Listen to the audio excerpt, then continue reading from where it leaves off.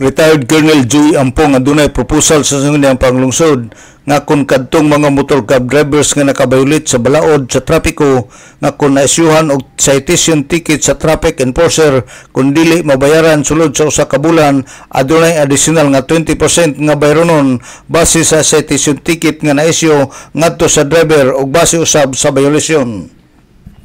Sa interview ni retired Colonel Joey Ampong, ang head sa City Traffic Management Services, matod pa niya ang iyang proposal sa tanan nga naisyuhan og citation ticket kung dili makabayad sulod sa usa ka bulan, adunay additional nga 20%.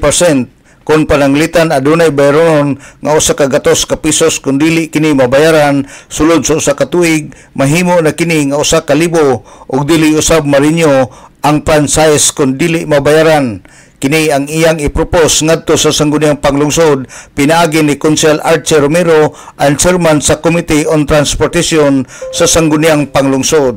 Para matabayan din sila. So, inanini, within 3 days hindi mo bayaran, no problem. Pero kabalo ko, nga kanina yung motor, i-register na siya.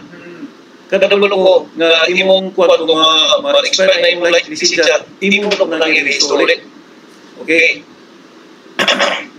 Kung dili mo ka magkabayaran next month, kaya ako propose din na there should be ang percent additional.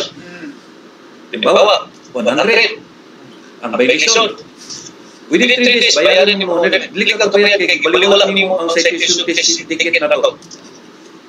Karon ini after 1 month, hintuo to.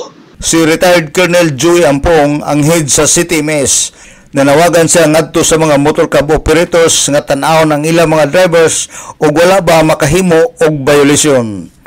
Alang sa DXDD Radio Campana, ang radyo sa simbahan, WD45 Dudong Barkamento, Danag sa Dakbayan.